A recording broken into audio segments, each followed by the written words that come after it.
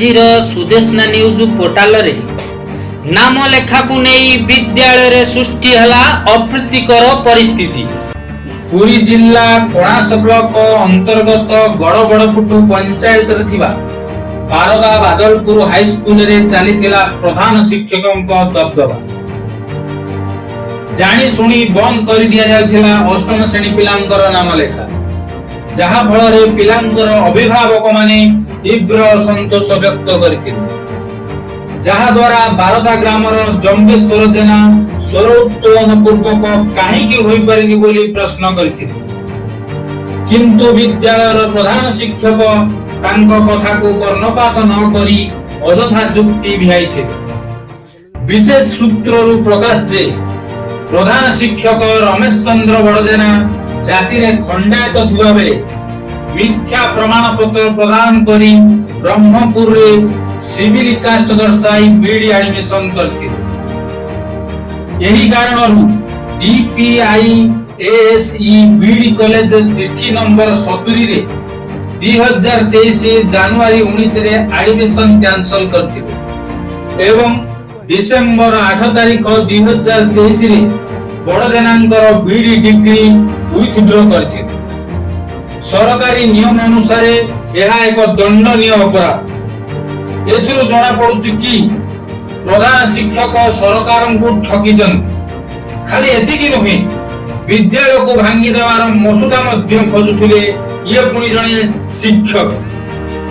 कहिबा परिवर्ते भांगीबार मसुदा चाहुथुवा लोक की प्रकार शिक्षा देउथिबो आपण माने अनुमान लगान। जेल फेरंता साधारण जणे आपण जणे प्रधान शिक्षक आपण विरुद्ध जी ता कहिउछि जोठी सेठी सर या पर जेल फेरंता साधारण जणे आपण जणे प्रधान शिक्षक आपण विरुद्ध जेल फेरंतार जेल कोन हम आंदोलन करके जेल जाइनु, हम तो सेन आंदोलन करके जेल जाइछु। सेंती हम गारे बिल्डर माने हम जागा सब माडी बसुतले आंदोलन करछु। सेंती कि हम गाँ रो बहुत लोक जेतु हम गाँटा टाउन पाखरे बहुत लोक सेंती पुलिस होची बिल्डर मटू पैसा खाई करी 15-20 हरम को माने जेल पठाई दिथिले। सर आउट अभियोग बीडी सर्टिफिकेट ए बळिया सब आपण एससी एसटी नारे कमते सर्टिफिकेट जमा BD certificate SC ST number SCBC PH certificate बेली क्लियरेंस पूरा होची माने एनओसी पूरा। सर से अभियोगटा आपनकर जनरल कास्ट तो आपण एससीबीसी सर्टिफिकेट सुन तो मो एससीबीसी जनरल नुहे मो 94 मसाले एससीबीसी जाईची। SCBC certificate physical hand certificate देखि बीड करछि एवं ताको जेन्युइन सर्टिफिकेट एबे वर्तमान यूनिवर्सिटी दे सारिछि।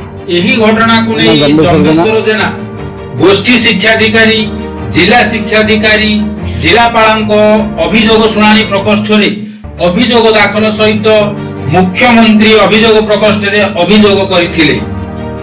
विभिन्न गणमाध्यम रे प्रचार प्रसार हेबा परे जिला शिक्षाधिकारी एहा उपरे गुरुत्व देई गत 23 तारिख शुक्रवार दिन जिला सह शिक्षाधिकारिणी श्रीमती ममता मिश्र और गोष्ठी शिक्षाधिकारिणी भवन प्रधान सहित गोष्ठी सह शिक्षाधिकारी श्रीयुक्त सूर्य नारायण नायक और नारायण प्रधान उपस्थिति रे एक टीम गठन होई विद्यालय स्थिति अनुध्यान करथिले। 20-21 मास चलला स्कूल हम शांति शृंगार चलला मु छात्र विभाग मो पु अष्टम श्रेणी एडमिशन करन थला बेली मु आस्तेली अभियोग करिया को डी ऑफिस रे करथिलु बी ऑफिस रे करथिलु आज पर्यंत 4-5 मास हला ए पर्यंत एडमिशन करन थले। कोन कोन एठी हमर हाई स्कूल टा को भांगियो बोली तो सेति पे एडमिशन न नथले आ को शिक्षा अनुष्ठान एभर अप्रीत परिस्थिति आज्ञा बुद्धिजीवी हिसाब रे अनुष्ठान टा होची बारदा वाला बहुत दुख कष्ट रे चिनी क्रेशन देई गां भेदा करके अनुष्ठान टी करछंती।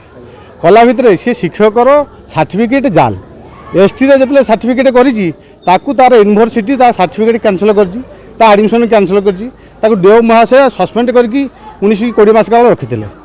आ जने लली मैडम बोली गर्ल्स हाई स्कूल रो तांकू चार्ज देथिले।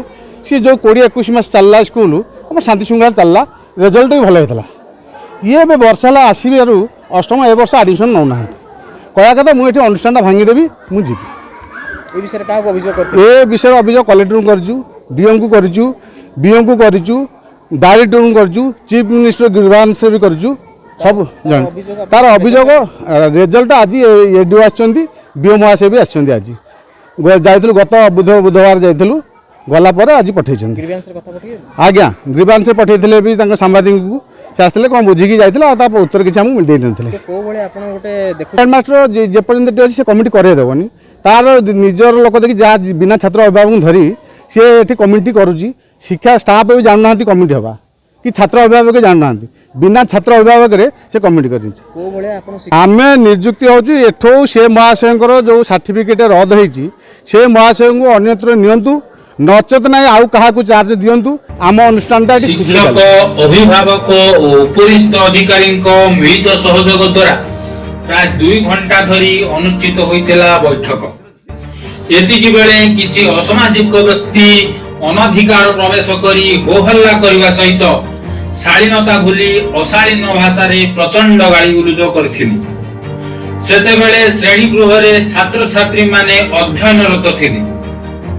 ପରିସ୍ଥିତି ଅତି ଖରାପ ଆଡ଼କୁ ଗତି କରିବାରୁ ଉପରିସ୍ଥ ଅଫିସରମାନେ ଆଇନର ଆଶ୍ରୟ ନେଇଥିଲେ।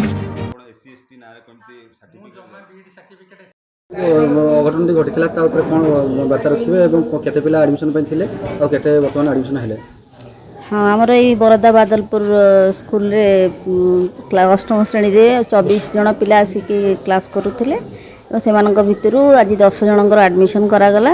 ସବୁ ଅଭିଭାବକଙ୍କ ଉପସ୍ଥିତିରେ ସମସ୍ତ କଥା ବୁଝାଗଲା ଏବଂ ସମାଧାନ କରାଗଲା। ଯେଉଁମାନେ ଆଡ଼ମିସନ୍ କରିନାହାନ୍ତି ତାଙ୍କ ପାଇଁ ମଧ୍ୟ ଆଉ ଗୋଟିଏ ଡେଟ୍ ଫିକ୍ସ କରାଯାଇଛି। ଆମର 28 ତାରିଖ ଦିନ ଆମେ 10ଟା ସମୟରେ ସେମାନେ ଆସିକି ତାଙ୍କ ଅଭିଭାବକମାନେ ଆସି ଆଡ଼ମିସନ୍ କରିବେ। କାହିଁକି ମ୍ୟାଡ଼ାମ୍ ଆଡ଼ମିସନ୍ ହୋଇପାରୁନଥିଲା ଆଜି ପର୍ଯ୍ୟନ୍ତ? ଆଡ଼ମିସନ୍ ହେଇପାରୁନଥିଲା କ'ଣ, ଆମର ଏଠି ଅଭିଭାବକମାନଙ୍କର କ'ଣ ମନୋମାଳିନ୍ୟ ଯୋଗୁଁ ହେଇପାରୁନଥିଲା। ସେମାନେ କେତେଜଣ ଚାହୁଁଥିଲେ କରିବେ ବୋଲି, କେତେଜଣ ଚାହୁଁଥିଲେ କରିବେନି। ତ ଆମେ ସେଥିପାଇଁ ଆମର ଜିଲ୍ଲା ଶିକ୍ଷା ଅଧିକାରୀଙ୍କ ନିର୍ଦ୍ଦେଶ କ୍ରମେ ଆମେ ଆସିଲୁ, ଆସି ଏବଂ ଗାର୍ଡ଼ିଆନ୍ମାନଙ୍କ ସହିତ କଥାବାର୍ତ୍ତା ହେଇ ଆପୋଷ ସମାଧାନ କରାଗଲା। ମ୍ୟାନେଜିଂ କମିଟି ଥିଲା ତାଙ୍କର, କିନ୍ତୁ ତାପରେ ଏମିତି ସ୍କୁଲର କନ୍ଦଳ ଯୋଗୁଁ ସେଇ କମିଟିଟି ବର୍ତ୍ତମାନ ଡିଜଲ୍ଭ ହେଇଯାଇଛି, ନୂଆ କମିଟି ଗଠନ କରାଯିବ। ମ୍ୟାଡ଼ାମ୍ ଆଗରୁ ଆମକୁ ଯେଉଁ 3ଟା କମିଟି ଚାଲିଥିଲା, ଗୋଟେ ଆଲୁମିନି କମିଟି କହିଥିଲା, କମିଟିଟା ସବୁ ସ୍କୁଲରେ ଅଛି। ଆମର ମୋ ସ୍କୁଲ ତରଫରୁ ଆମର ଯେଉଁ ଆଲୁମିନି କମିଟି, ସ୍କୁଲର ଯେଉଁମାନେ ପୁରାତନ ଛାତ୍ରଛାତ୍ରୀ ସେମାନଙ୍କୁ ନେଇକିରି ଆମର ଆଲୁମିନି କମିଟି ହେଇଥାଏ। କମିଟି ଥିଲା କହିଥିଲେ ଟୋଟାଲ୍ ସର୍ବମୋଟ 3ଟା କମିଟି ଥିଲା। ହଁ, ସେଇଟା ନା, ଏଇଟା 3ଟା କମିଟି ସ୍କୁଲର ପରିଚାଳନାରେ କେବଳ ଗୋଟିଏ କମିଟି ହିଁ ସବୁ ସ୍କୁଲରେ ଅଛି, ଯେଉଁଠି ଆମର 1 ରୁ 8 ଶ୍ରେଣୀ ଅଛି। କ'ଣ ପାଇଁ ମାନେ ମନା କରାଯାଉଥିଲା ଯେ ମିଛ କଥା ଅନ୍ଧାର ଭିତରେ କାହିଁ ରଖାଇଥିଲା? ଯେ ଆମକୁ କୁହାଯାଇଥିଲା ଯେ 3ଟା କମିଟି ବର୍ତ୍ତମାନ ସ୍କୁଲରେ ଚାଲିଛି ବୋଲି। କ'ଣ ପାଇଁ ମିଛ କଥା କୁହାଯାଇକି ଅନ୍ଧାର ଭିତରେ ରଖାଯାଇଥିଲା? ସେଇଟା ସତ୍ୟ ନୁହେଁ। ସିଧାସଳଖ ଆଙ୍ଗୁଠି ଉଠିଛି ହେଡମାଷ୍ଟରଙ୍କ ଉପରେ।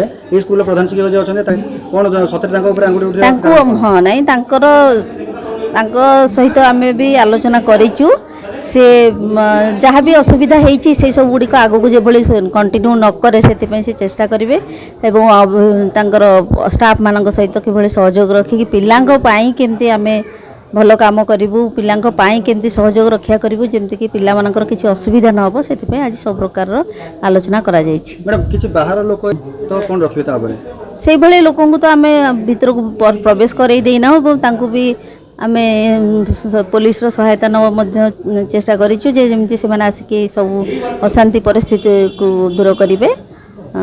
ସେଇଭଳିଆ ଲୋକଙ୍କର କିଛି ଆମର ଆପଣମାନଙ୍କ ଉପରେ ସେଭଳିଆ କିଛି ଇଏ କରିବା ଆବଶ୍ୟକତା ନାହିଁ କି। ଖବର ପାଇ ଯଥାଶୀଘ୍ର ମନ୍ଦାରବସ୍ତ ଫାଣ୍ଡି ଅଧିକାରୀ ଶ୍ରୀଯୁକ୍ତ କୃଷ୍ଣ ବେହେରା ସଦଳ ବଳ ସେହି ସ୍ଥାନରେ ପହଞ୍ଚି ପରିସ୍ଥିତିକୁ ନିୟନ୍ତ୍ରଣ କରିଥିଲେ।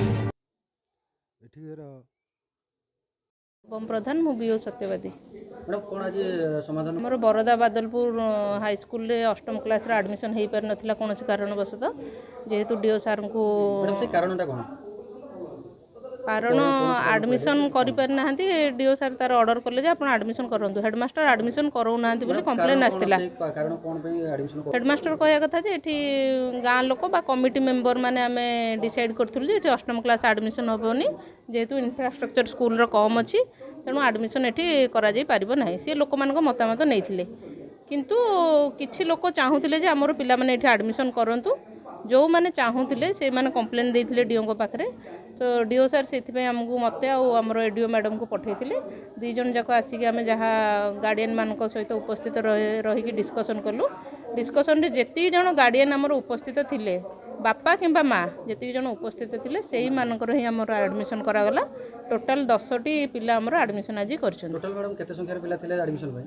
ଆଡ଼ମିସନ୍ ପାଇଁ ଥିଲେ ସେଇ 10 ଜଣ ହିଁ ଥିଲେ ଆଜି ଯେତିକି ଜଣ ପ୍ରେଜେଣ୍ଟ ରହିଲେ ଆମେ ସେତିକି ହିଁ କରିବୁ ଆଉ କେତେ ଜଣ ଥିଲେ ସେମିତି କହିହେବନି ସେମାନେ ଯେବେ ଉପସ୍ଥିତ ହେବେ ସେବେ ଆଡ଼ମିସନ୍ ହେବ ଅନ୍ୟମାନେ ତେଣୁ ଅନ୍ୟମାନେ ଆସିନଥିଲେ ତେଣୁ ଆସନ୍ତା ଆମର 28 ତାରିଖକୁ ଡିସିସନ୍ ନିଆଯାଇଛି 28 ତାରିଖ ଦିନ ପୁଣି ଗାର୍ଡ଼ିଆନ୍ ମାନେ ଆସିବେ CRCCଙ୍କ ଉପସ୍ଥିତିରେ ସେ ଆଡ଼ମିସନ୍ କରାଯିବ ପୁଣି ଥରେ ମ୍ୟାଡ଼ାମ୍ ଗୋଟେ ସେଟା ସାର୍ଙ୍କ ନିର୍ଦ୍ଦେଶ ହେଇଥିବ ଡିଓ ସାର୍ଙ୍କ ଅର୍ଡ଼ର ହିଁ ଥିବ ବିନା ଅର୍ଡ଼ରରେ ଯାଇନଥିବେ ନା ନା ସେ ବିଷୟରେ ଜାଣିନି କିନ୍ତୁ ମୁଁ ଯେତିକି ଜାଣିଛି ଡିଓ ସାର୍ଙ୍କ ଅର୍ଡ଼ର ହେଇଥିଲେ ଡେପୁଟେସନ୍ ହେଇଥିବ ଡିଓ ସାର୍ ମନା କଲେ କେମିତି ଗଣମାଧ୍ୟମ ଆଗରେ ସେଇଟା ମୁଁ କ'ଣ କହିଛନ୍ତି ମୁଁ ସାର୍ଙ୍କ ସହିତ କଥା ହେଇନି କି ତାଙ୍କ ଅର୍ଡ଼ର ବି ଦେଖିନି ତେଣୁ ମୁଁ ସେଇଟା କହିପାରିବିନି ଯାଇପାରିବେ କିଛି ଅସୁବିଧା ନାହିଁ ତାହେଲେ ଏଇ ଜାଗାରେ ଯୋଉ ବାରମ୍ବାର ଯୋଉ ଡିସ୍ପ୍ୟୁଟ୍ ହେଇକି ଯୋଉ ଜାଗାରେ କମ୍ପ୍ଲେନ୍ ସେଇଟା ସାର୍ କହିବେ କ'ଣ ଆକ୍ସନ୍ ନିଆହେଉଛି ଆଜି ତ ଆମେ ଆଡ଼ମିସନ୍ ପାଇଁ କେବଳ ଆସିଥିଲୁ ଆମେ ଗୋଟେ ଇସ୍ୟୁ ଆମକୁ କୁହାଯାଇଥିଲା ଆଡ଼ମିସନ୍ କରିବାକୁ ତେଣୁ ଆମେ ଯେତିକି ପିଲା ଗାର୍ଡ଼ିଆନ୍ ଆସିଥିଲେ ଆମେ ଆଡ଼ମିସନ୍ କରିକି ଗଲୁ ଆଉ ଅନ୍ୟ ଇସ୍ୟୁ ଉପରେ ଆଜି କିଛି ଡିସ୍କସନ୍ ହେଇନି କିମ୍ବା ଆମକୁ କୁହାଯାଇନି ସେ ଇସ୍ୟୁ ଗୁଡ଼ିକ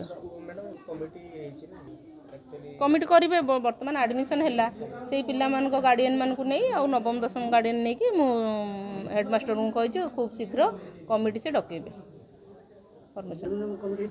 ହେଇପାରିବ ଆଲୁମିନି କମିଟି ଅଲଗା ଅଛି SMC କମିଟି ଅଲଗା ତେଣୁ ଏଇଟା ଆଗ SMC କରାଯିବ ଆଲୁମିନି କମିଟି ଥିବ କି ନଥିବ ମୁଁ କହିବି ଆମେ ଆସିବା ପୂର୍ବରୁ ଦେଖିବା ସ୍କୁଲ ପରିସର ଭିତରେ ଯଦି ଏଇ ଜିନିଷ ଘଟିବ ତାହେଲେ ପିଲା ୟା ଉପରେ କ'ଣ ପ୍ରତିକ୍ରିୟା ରଖିବା ଯେତେ ପବ୍ଲିକ୍ ଲୋକ ଏଇଟା ବୁଝିବା କଥା ତାଙ୍କରି ପିଲାମାନେ ଏଠି ପଢ଼ୁଛନ୍ତି ସେ ସେଇ ସ୍କୁଲରେ ଆସିକି ଗଣ୍ଡଗୋଳ କଲେ ପାଟିତୁଣ୍ଡ କଲେ ତେଣୁ ଆମେ ବାଧ୍ୟ ହୋଇକି IICଙ୍କୁ ଡକେଇବାକୁ ବାଧ୍ୟ ହେଲୁ ବର୍ତ୍ତମାନ ପରିସ୍ଥିତି ସୁଧୁରି ଯାଇଛି ଆଉ ଆମେ ଚାହୁଁଛୁ ସେମିତି ଆଗକୁ ମଧ୍ୟ କଣ୍ଟିନ୍ୟୁ କରୁ ପିଲାମାନେ ସୁରକ୍ଷିତ ଭାବରେ ପଢ଼ନ୍ତୁ